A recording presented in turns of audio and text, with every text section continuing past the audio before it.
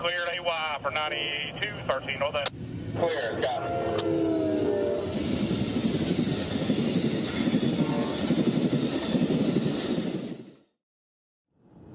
The clouds from the previous day's storm still hadn't completely cleared up by the time we were on the road early Monday morning, but they had brought in the cold as advertised. Hello again, everyone. Welcome back to Central Georgia on part 2 of our spring break trip to the CSX and NS lines of the Peach State. It's about 8 a.m. on Monday, March 13th, the second day of our 4-day adventure, and we're heading eastbound along the CSX's Fitzgerald Sub to its namesake town. On Sunday, a torrential storm had rolled through the state, bringing in cold weather from the north, hence the almost freezing temperatures this quiet morning. Pulling into Fitzgerald, our first spot would be the crew offices and the tiny Fitzgerald Shops and Yard just west of downtown. Local L741 would be tied down in the siding after an overnight run from Oglethorpe. This train is rarely seen so far east, as it's usually a turn job from Oglethorpe's small yard to and fro the massive rock mines in Junction City. But for some reason, today he was here on Fitzgerald, crewless for the time being. However, for the rest of the morning, we'd hear him switching the area before taking off back north. With the main line tied up in several spots by means of the subdivision's maintenance curfew, we drift into downtown with a silent radio. Just like Lenox, Fitzgerald is a quiet and tranquil small town with a couple historic buildings and a well-maintained main street with an abundant lining of small shops and businesses. However, on this chilly Monday morning at 9 a.m., the town is still fast asleep. Our preferred photo spot in Fitzgerald would be the old ACL Depot, now beautifully renovated as an event space and small museum, educating visitors on the history of the settlement. A few years back, the town built a small wooden deck to go along with their old ACL caboose on display, the point of which would be for any rail fans or train spotters to camp out on, as it's only about 100 feet away from the usually busy CSX main line. Definitely an under-the-radar spot, but the lack of road traffic would make for a relaxing morning atmosphere as we patiently waited for action along the rails. As the clock struck 10, the church bells would echo through the town only minutes before a distant train horn would inform us of an approaching train. So we'd set up right next to the depot for whatever was coming. In a couple more minutes, X606 would call a clear at the south end of the Fitzgerald siding, now rounding the curve into town. Another New Orleans manifest with some Union Pacific power leading the way to Waycross.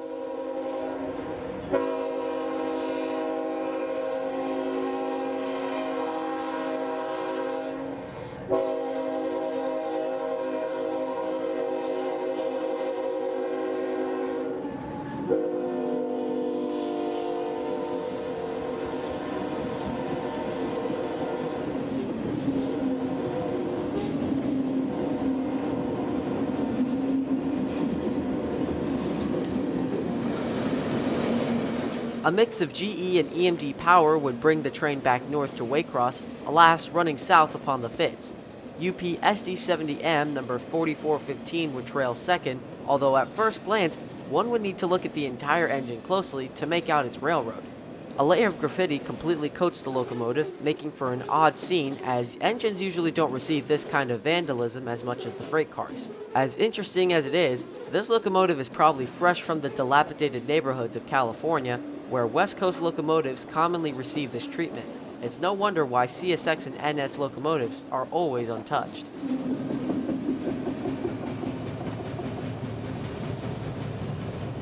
As the last few auto-wrecks would clear, we'd hear another train calling approaches right behind the X606.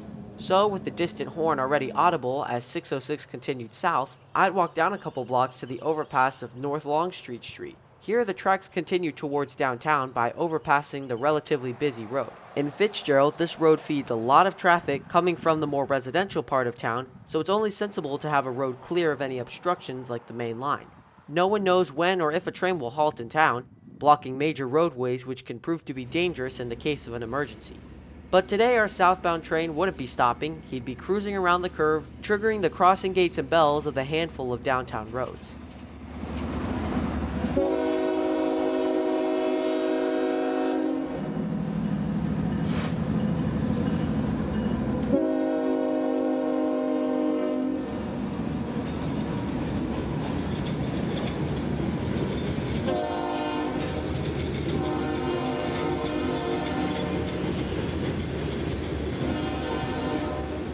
Led by two CSX General Electric wide cabs, G837 would glide past us on his way to Tampa, Florida.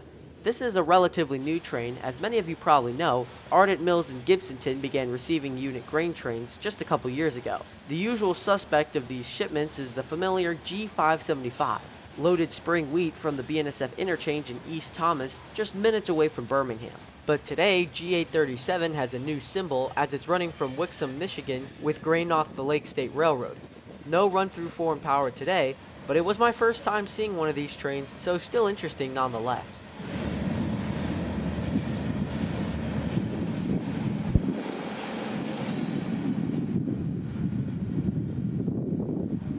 G837 would end our two-train morning in downtown Fitzgerald, as we had heard some switching happening just west of town, so we'd drive over to Redwood Road, a location that I've seen a few times as a beautiful springtime shot amidst the flowering fields and hilly terrain.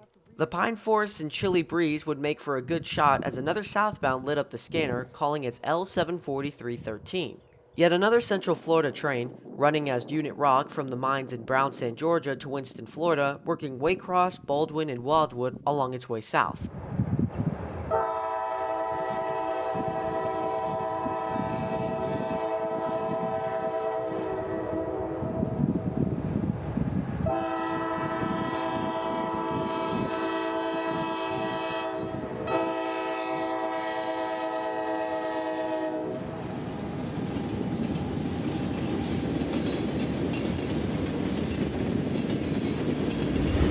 CSX detector, milepost 662.1, no defects.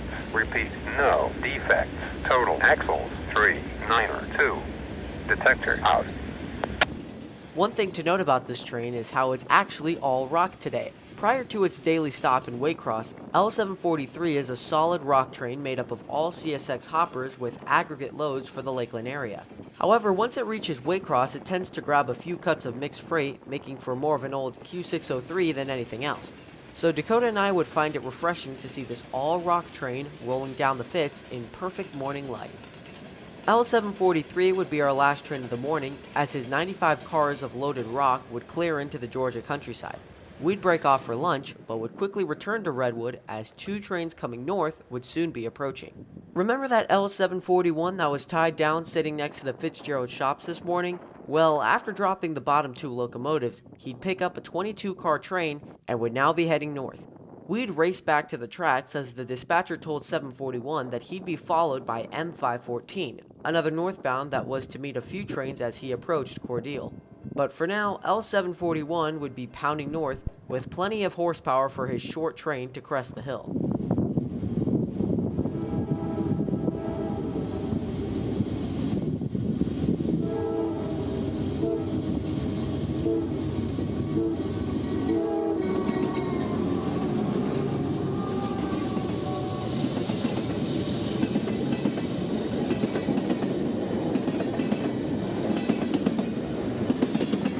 L741 had orders to drop cars off at Ross Siding just north of Cordele, and then drop the rest of his cut in Oglethorpe. From there, he'd proceed engines light to Junction City, where the very next day, the two locomotives would lead a loaded rock train to somewhere north. Only minutes after L741 would clear, however, it was M514's turn. Down and up the hill he'd go with a monster train in tow. It's no wonder that trains like these require 4 locomotives, as it probably does take the majority of 16,000 horsepower to pull 10,000 feet of freight over the numerous hills and valleys along this train's journey from Waycross to Nashville. Those 4 GEs would be wide open, so by the time they were passing us, they kicked up some dust, shaking everything, from the ties to the road itself.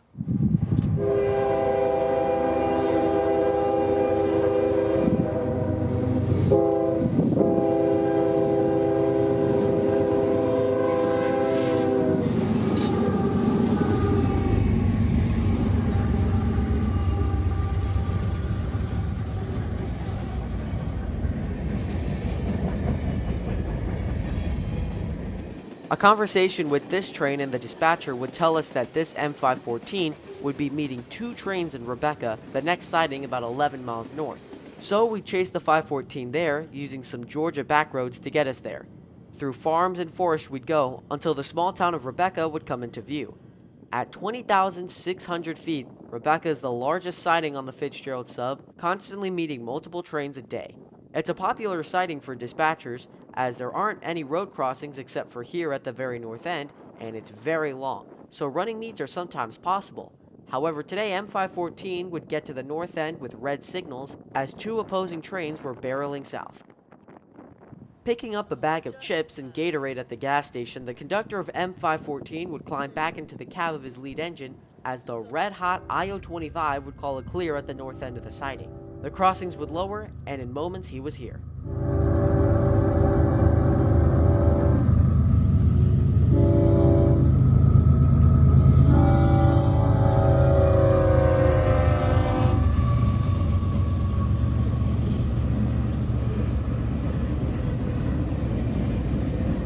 While the cut of autoracks doesn't suggest that this is an intermodal train, IO-25 is Chicago to Jacksonville daily intermodal service, carrying containers like Schneider, J.B. Hunt, Amazon Prime, and now even some for Walmart.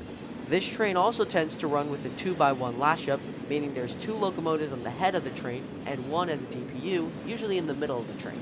Today, YN2 AC44 number 519 would be assigned with these distributed power duties, something becoming more and more common. The advent of these old engines as DPUs is still fairly new, yet I'm not really a big fan.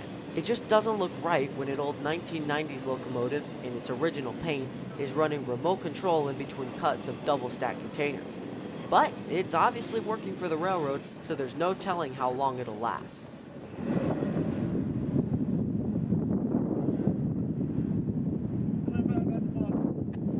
Right behind IO-25 would be M203.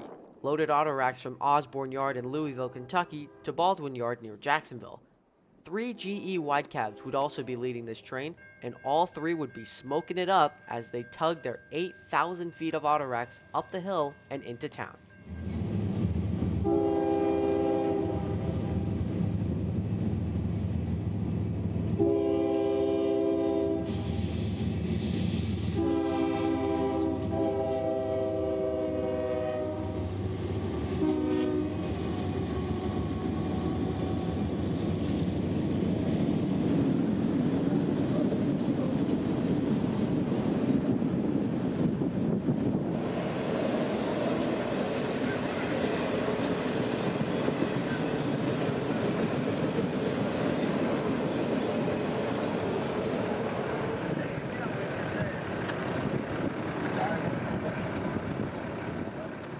With both southbounds now clear, M514 would get a signal to proceed, diverging back onto the main line to continue his trip to Nashville. 514 got a limited clear out the side north end route back to 5397 north out.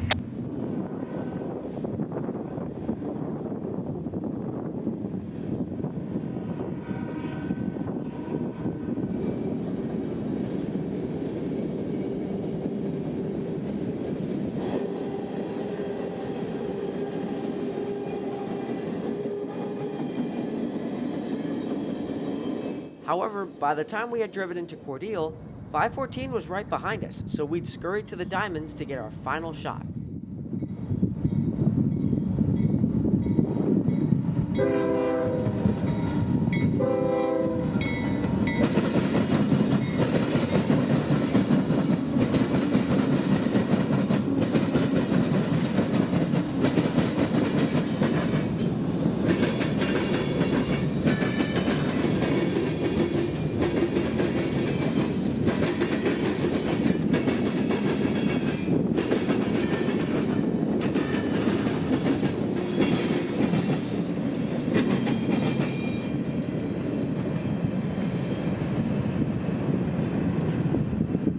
An old interchange track is located feet away from the platform in Cordele, and while not used by trains anymore, this maintenance season, CSX would stage a myriad of MOW equipment.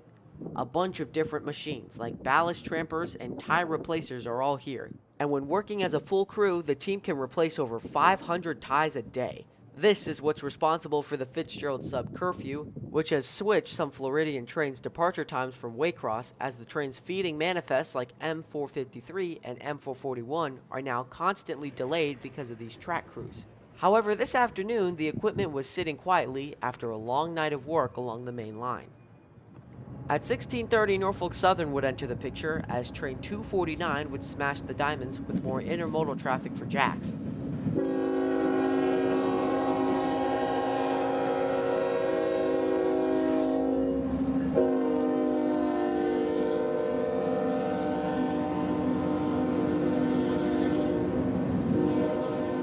Some foreign power would make it on today's train, as two Union Pacific GEs would lead this train south. Two more trains would enter our vicinity as 249 rolled south. Another NS southbound would approach as a CSX southbound would race him to the diamond. That CSX would end up getting priority as I-143 would round the corner into view with intermodal traffic for Jacksonville.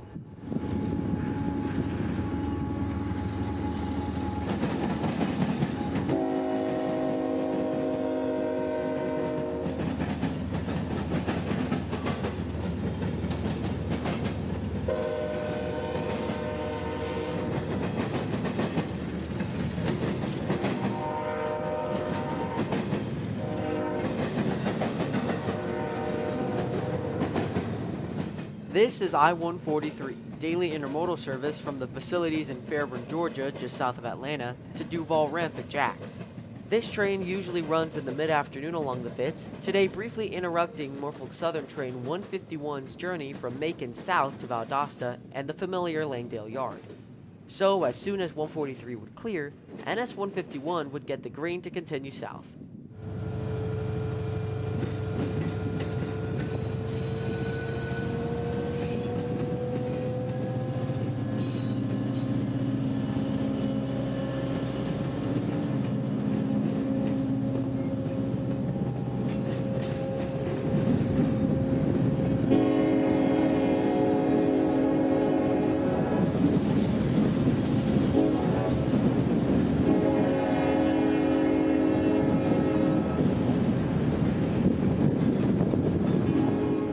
Just behind the 143 and crossing right after 151 would be L742, that oddball local previously discussed in part 1 of the series.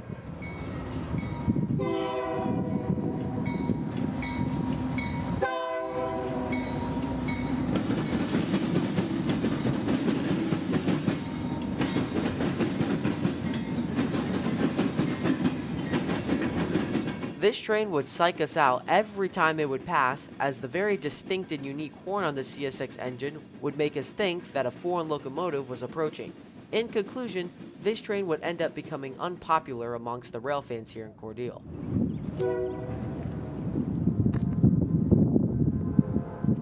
Meeting his northbound counterpart train in the siding at Araby, NS 151 would pass a stopped 152 in the hold, but soon 152 would get permission to continue north, lighting up a green on the interlocking signal.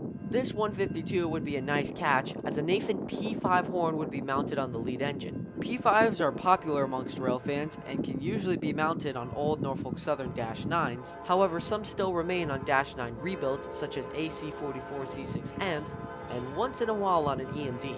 For some reason, 152 would round the curve at an agonizing speed, almost coming to a stop as he approached. I don't know why some NS crews do this, but it's definitely not preferable for videography purposes.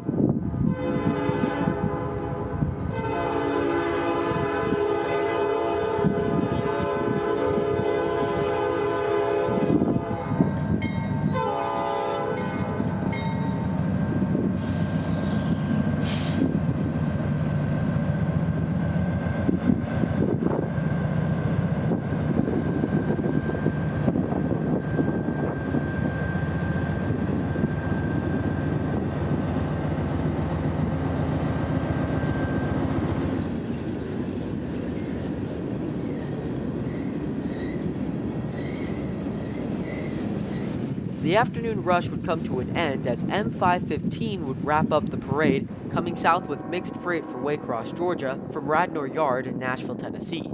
This would be a welcome catch, as two GE Evolution series would flank an old Dash 8, still proudly sporting its Y2 paint.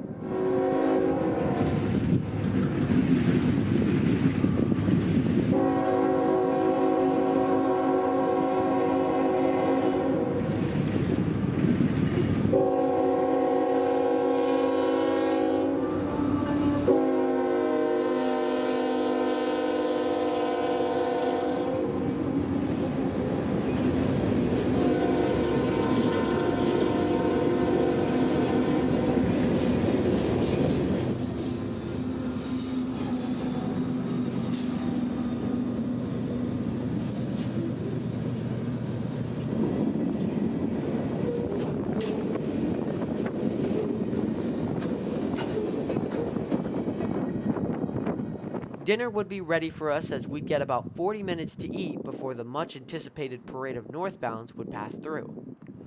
As the evening light showed us the first glimpse of what would become a stunning sunset, our first customer of the night would come just before golden hour as IO-26 barreled north.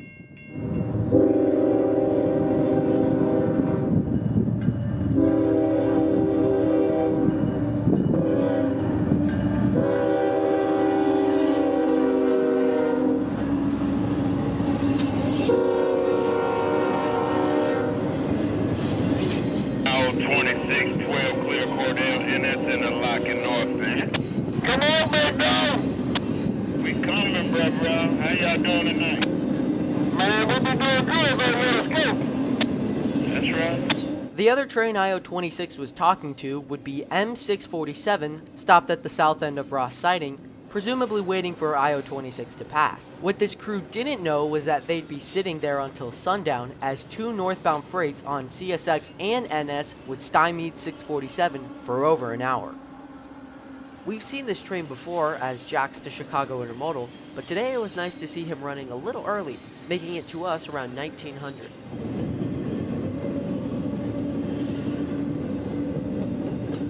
We'd get the best of both railroads this evening as Norfolk Southern would step in with train 330, as Jack's to Macon mixed freight, today running very early.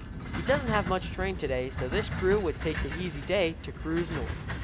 Two novelties would be the power for today's train, with a UP SD70 Ace Tier 4 leading and a CSX CM44AC as the rear DPU. There was something very odd about seeing this CSX locomotive cross on NS tracks here, but it made for some welcome diversity along the NS. Right behind the 330 would be I-98, an extra train from the Westgate Auto facilities in Jacksonville to Macon.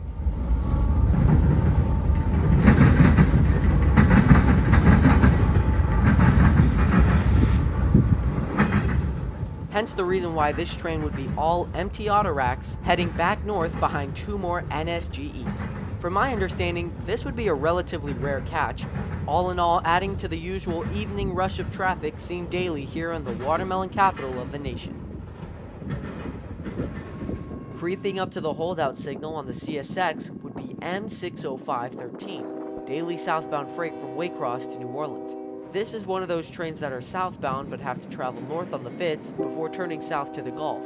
A trio of GEs would notch up this massive freight as the diamonds would be cleared for 605's crossing.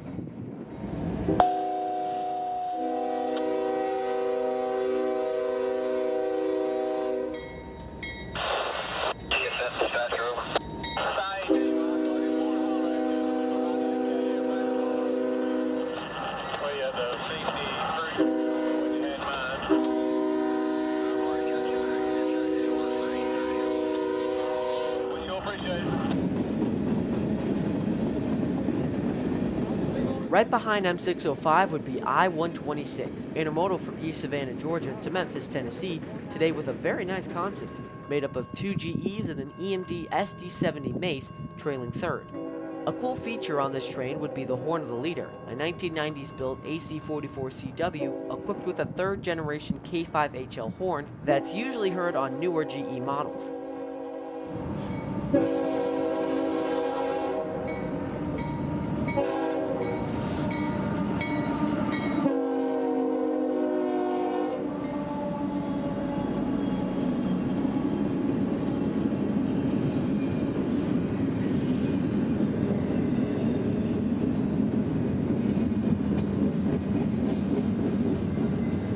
I visited Savannah in 2021 during spring break, with one of my stops being the massive port that brings in intermodal traffic for CSX and NS. Savannah is home to one of the biggest ports for international ships in the southeast, and it shows as Asian and European containers make up the majority of this train. I like it as containers of all colors and designs break the monotony of American containers. Waiting in Ross Siding for I-126 would be our train of the day, M647. Running daily from Chicago to Waycross as manifest freight, this 647 would have CSX's Spirit of Our First Responders unit, number 911, as a mid-train DPU.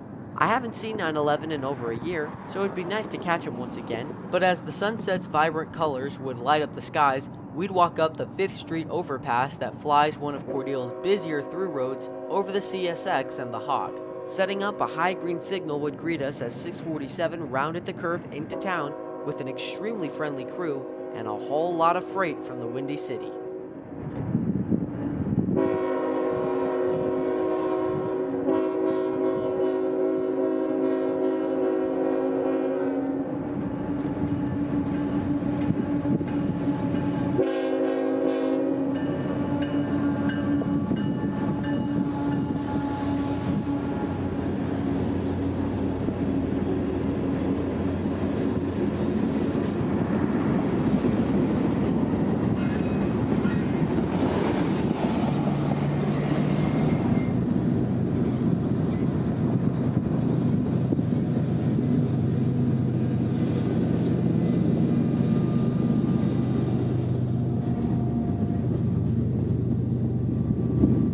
The last of light faded into nightfall. An approach medium signal aspect would light up the northbound holdout signal as empty autorack train M222 would call signals rapidly approaching.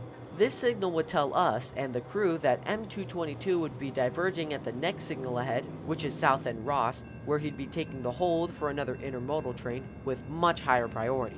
2 more GE wide cabs would lead this train north tonight, hauling a massive train of empty racks coming out of Taft outside of Orlando and running north via Baldwin to Birmingham, Alabama, dropping the nightly Orlando freight cut in Waycross on its way north. May 22, approach medium, interlock.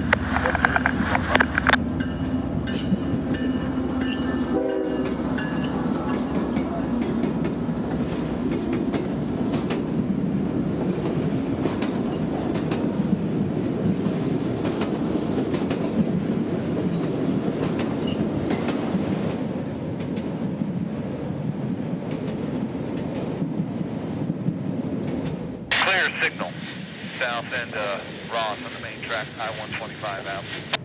With M222's 11,000 feet of racks around the corner and into Ross siding, I-125 would cruise by with intermodal for Savannah.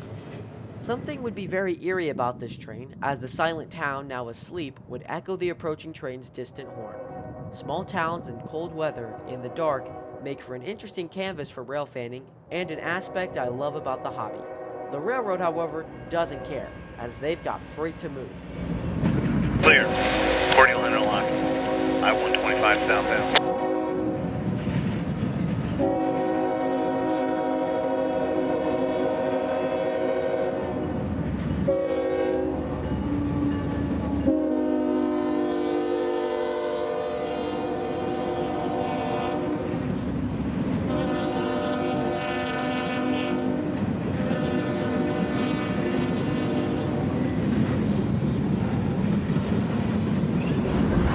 Signal south in the Cordele on the main line, I-125 southbound. This would be the end of yet another eventful and action-filled day, or so we thought.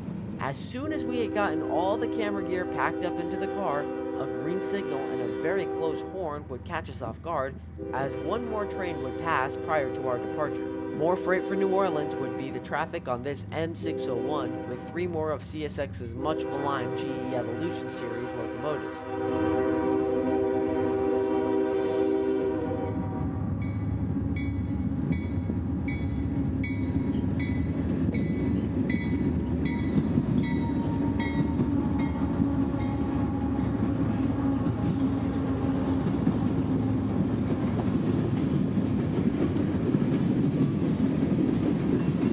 This would be train number 21 for the day, and our last as we'd head back to the hotel, as a light rain would drizzle over the area, bringing a rush of cold air, and we'd awaken to it the very next morning. But that's for part 3, where we'll see some more new spots along the Fitzgerald Sub, and document some of the coolest catches I've ever seen.